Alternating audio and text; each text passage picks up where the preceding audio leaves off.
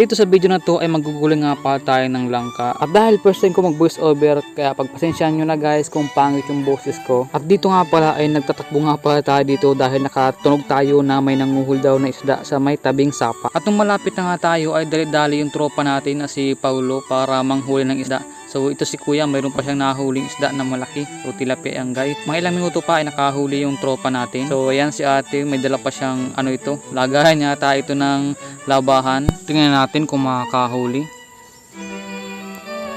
Ayun, nakahuli siya. Pero pagong guys yung nahuli niya. At pangalawang huli ni kuya, ayan, ang laki guys nung tilapia, dalawa. At siya nga pala yung tropa natin, ayan din si Jibin. So dali din siyang manguhuli din ng isda, mga pa. So dito magbibideo lang tayo guys dito.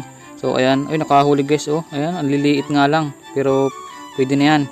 So ayan yung tropa natin si GB, nakahuli ng malaking tilapia. Ilang minuto pa nga guys ay nagsawa na siguro yung tropa natin na si Pau Pau.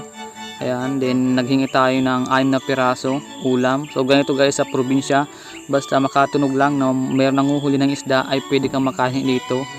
So ayan, 6 na piraso yun guys, na mga good size, diba?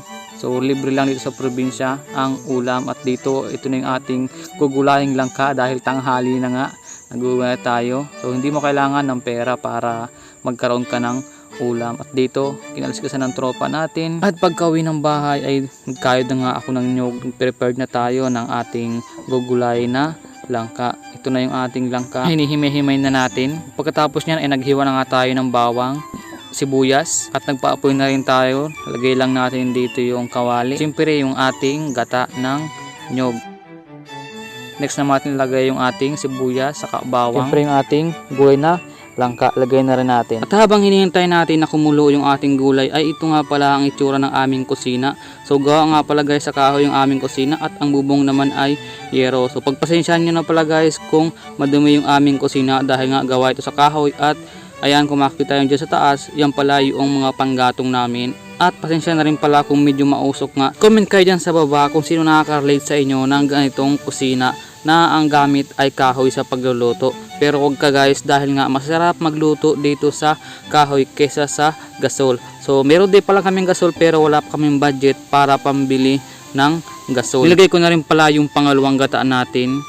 At pagkatapos natin mailagay yung gata ay takpan na natin at hintayin lang natin siya ng ilang minuto para kumulo. At nung kumulo na nga siya ay sinunod ko na pala dito yung ating sardinas. So paborito ko nga pala guys na lagyan ng sardinas yung ginataang langka. Pero kung ayaw nyo naman na lagyan ng sardinas ay pwede namang lagyan ng kasag o kaya naman ng hipon. Nasa sa inyo yan guys kung anong gusto nyong ilagay, pero sardinas nga yung gusto ko. Lagyan lang natin ng pampalasa tulad ng asin, bitchin, at nilagyan ko na rin siya pala ng paminta. So ayan, at tikman na natin yung ating niluto kung okay na ba yung lasa. Sakto na nga guys yung lasa nung gulay natin na langka, kaya takpan ulit natin ito at hintayin lang natin ng ilang minuto para kumulo pa. Pagkatapos nga ng 3 minuto, 4 na minuto ay buksan na natin yung kawali. At ayan, kung makita nyo guys, nagkukulo na yung ating gulay na langka at ready na nga yan guys kainin. So ito nga pala yung tanghalian natin ngayon. So luto na nga guys yung ating gulay na langka. Sunod pala nating lutuin dito ay yung tilapia naman na hiningi natin. Nagpainit na nga pala ako dito ng kawali at nilagyan ko rin siya ng mantika. At ito yung tilapia natin na